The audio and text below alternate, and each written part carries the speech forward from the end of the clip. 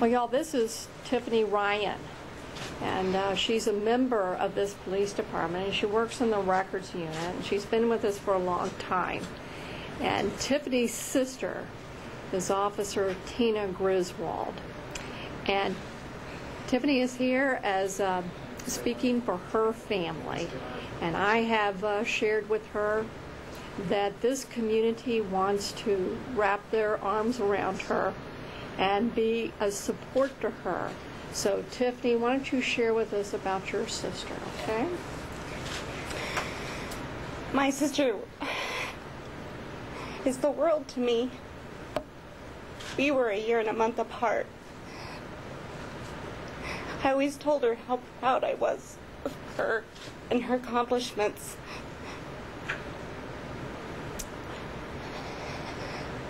I'm thankful for our community, for being there for my family.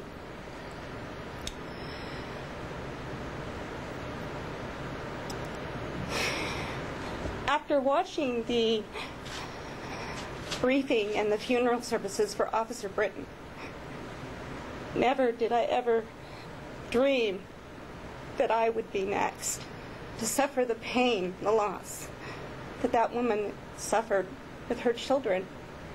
My worst nightmare has come true. I can't tell you how painful it is to lose my sister to me. I can't. I don't know what the days to come will be like without her. To not be able to call her. To not be able to tell her when I'm happy and when I'm sad. I used to brag about her. She was one of probably one or two females that made it onto the SWAT team for, I believe it was Lacey. She began as a dispatcher in Shelton, Washington. She dispatched, she trained. She further went on to be a police officer for the city of Shelton. She continued on with Lacey PD. Then she made her final destination to be at Lakewood for the 5 years that they had been in service. My sister was in law enforcement for 14 years, and there hasn't been a day that has gone by that I have not thought of how proud I was of her.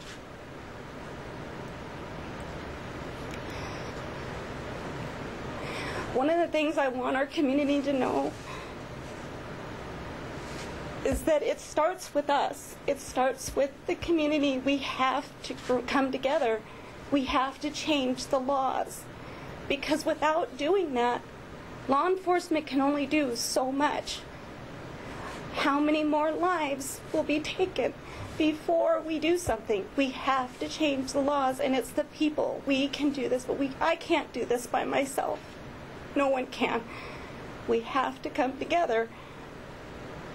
I want to be the voice for my sister now, to keep her alive. And I would urge that if anyone has any information on the whereabouts of the suspect or has any knowledge at all, please come forward. Because if you're not telling someone, you're not helping that person. And it could create even more deaths. Do you have a question? Do you know, did your sister always want to be a police officer? Yes. Do you know when she decided or when she told the family about that? My father is retired, and I remember taking trips on the road, and she would do a little, play a little game with them, and the license plates, they would go over, you know how the license plate would be like 3 letters and 3 numbers, and she'd say, see who could do it the fastest, like boy Henry John 234, you know, as we're passing. She seemed to be interested at a very young age, right out of high school. How else is law enforcement involved in the family, besides your father and Tina? And you obviously working here with the Spokane Police Department. Well, I worked for Seattle PD as well. My brother is in corrections. My mother is retired, but she used to be the administrative assistant for Chief Justice Dorr in Olympia. And your fiance. And my fiance, Paul Busenich, is a deputy for Spokane County Sheriff's Office. So it's a law enforcement family. Yes. You know, you said you wanted to be the voice for your sister now to change the laws. And I was doing some research earlier on this person of interest that they have over there that I'm sure you've seen. The sentence was commuted from 108 years down to 47 years, and a month after that he was paroled. This was as dangerous a guy as you can get. When you talk about changing the laws, is that what you're referring to? Yes. I'm a firm believer in that there are some crimes that are not rehabilitatable. And with that serious of a crime, there should not have ever been a release. There should not have ever been a release. And if we don't change that, it's going to take other lives. I don't want this to happen to someone else. For a family that's so involved in law enforcement, I'm wondering if the conversation ever came up about putting your life on the line. I'm glad you asked. It did. Years ago, I asked my sister, I'm worried. What's going to happen if something happens to you? And she said, Tiffany, I want you to know that if anything ever happens, I went out doing what I love the most. And I know she meant that. Does that help you today, and does that help the rest of your family? Yes. Yeah, to an extent.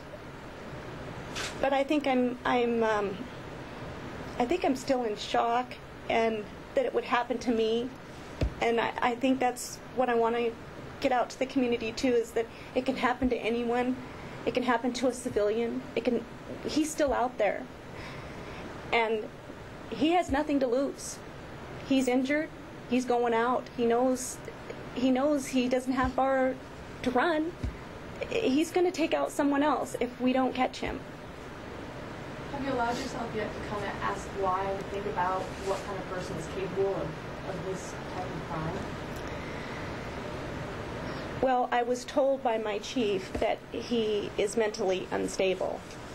I try to hang on to that, but I think it's up to us, again, to manage that as a community and if the laws were set and strict, we wouldn't, those lives would have been spared. Can you tell us more about your sister's life outside of her work?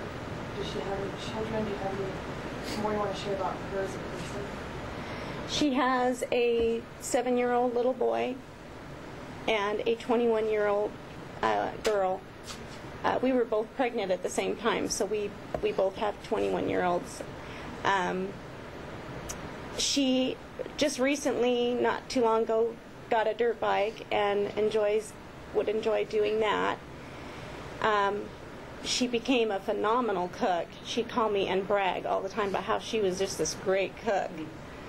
So I think that was probably mostly her hobbies there, was just spending time with her family and going with her son and going in dirt bike riding, and as well as cooking and putting on parties for friends and family. Is her husband in law enforcement? No, he's not. What other connections does she have to here in the Northwest? Obviously, you here and her parents here. I'm wondering if she has any other ties to North Idaho, Eastern Washington. I have other family members that live in Idaho. One family member in Montana, and one brother that was in Western Washington. And I'm sorry, just real quick, the name of your father, who you said was over in Shelton, correct? Mm-hmm. His name, Stan DeLong. He's here though now. Yes, he is here. He does. He lives in Idaho. He does. And then there's 5 of you guys, right? There's Yes. And then is it all girls or is there? It was 1 boy and 4 girls. How did you celebrate Thanksgiving? Did you see your sister? I'm sorry. How did you celebrate Thanksgiving? Did you see your sister?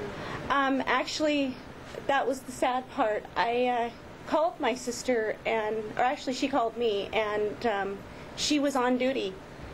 And I said, "Oh, with all your seniority, why didn't you take the day off?" And she said, "I didn't want to leave him short." She gave over 100% at all times to her job.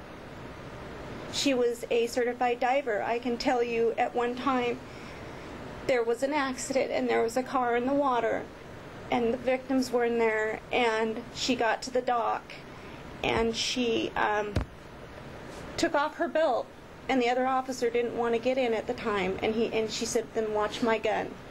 And she went in that water, and even though they weren't alive, she brought them up. She's just dedicated to her work and her community. What was it you think she loved most about it? Helping others, helping the community, keeping them safe. How is the rest of the family?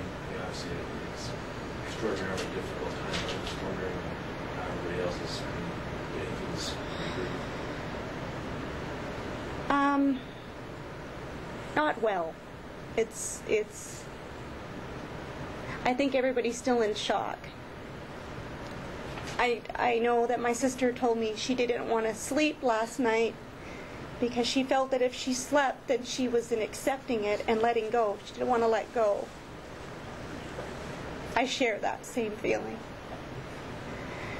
And if that man is watching this, or if he will ever watch this, I want him to know what he took from us.